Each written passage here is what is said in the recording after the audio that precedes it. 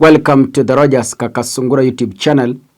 A big thank you for your support. If you're watching this, kindly make sure you subscribe. Mbona tusifike 1 million ama half a million? It's possible. If we are approaching 300,000, 500,000 is possible. In politics, we have parasites. And parasites are so many in politics.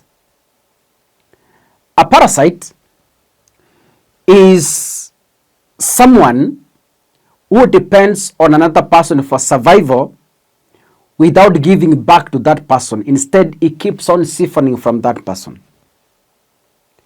If you have a woman who keeps eating from you, that woman is a parasite.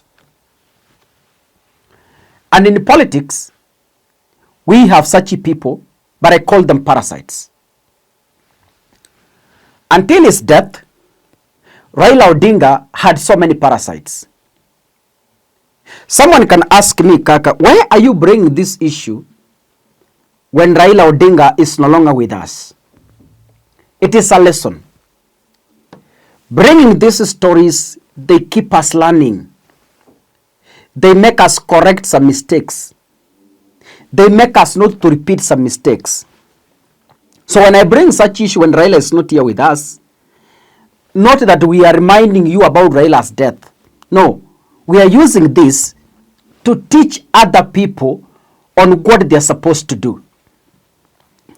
Sifuna has released a very disturbing information in the Senate. And out of bitterness, Sifuna exposed parasites who siphoned Raila Odinga until his death. These are politicians who were pretending to help Raila Odinga politically, but in real sense, they were seeking their own benefits. They were pretending to be caring. They were pretending to be supporting Raila. They were pretending to care a lot. But Sifuna exposes that these individuals were only meant to benefit from Raila and that is all. They were in Raila Odinga's team to fulfill their own political interests.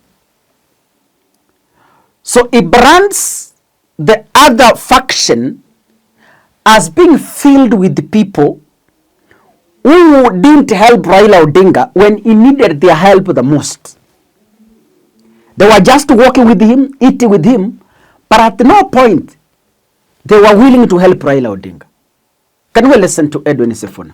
We can go on and on, but the Senate always presents very reasoned arguments as to why we need this money.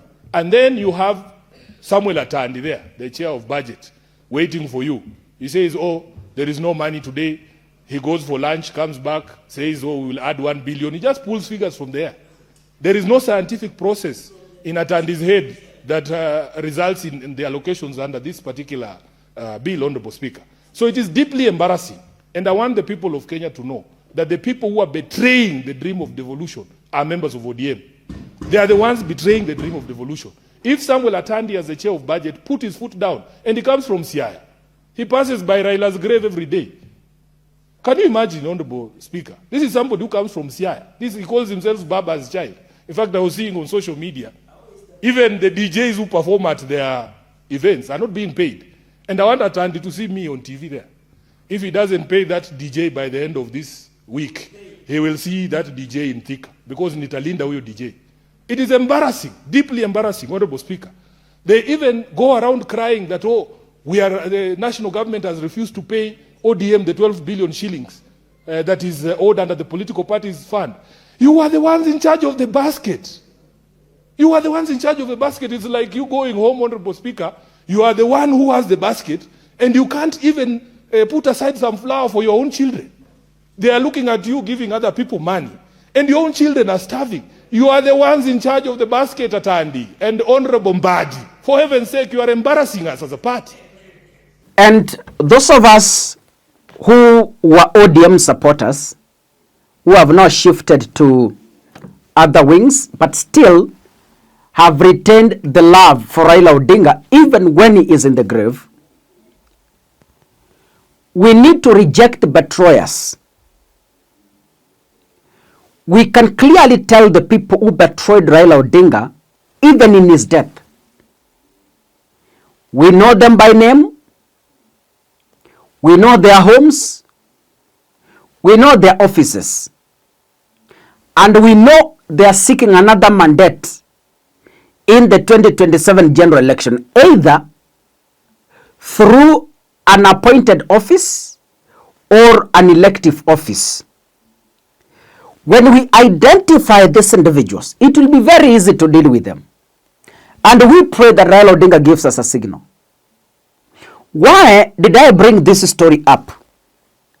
I brought this story to warn those who have succeeded to the position of a coalition principle. Like now, we have Matiang'i, we have Gachagua, Edwin Sifuna is now a principal, he's sitting in the high table, and others. We have Kalonzo Musyoka, Eugene Wamalwa, and the rest. I am talking to these individuals.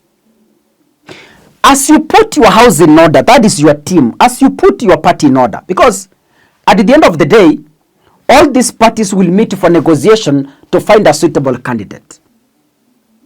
Before you move to the high table to negotiate for a suitable candidate, make sure first you put your house in order. Who are the people around you? What is their intention? Are they people who want to just win for themselves and don't want to win for you as a principal? We have the people who worked with Raila who wanted their own win but never wanted the win of Raila Odinga. All they wanted is just for them to win. Beyond that, they had no any other agenda. As Sifuna has exposed them, now we know them by name and what they are doing and what they stand for. So what we are saying, these individuals going forward must not be allowed to stand anywhere to lecture people about Raila Odinga's legacy or Raila Odinga's how do you call that? How do you call them? The 10 key point agenda that Raila Odinga left. These individuals should not be allowed to stand anywhere to tell us about Raila Odinga because they betrayed Raila when he needed them the most. So it's a lesson to all of us. It's a lesson to the new principals who are left. Before you seal your house, look at the people around you. Who are they? Are these people who are there just for food? Are people who are there just to gain? Or there are people who are there to fight and support your dream as a principal so that when you win together. Let us be very careful and be very, very cautious. God bless you. See you in the next episode. Asanteni sana.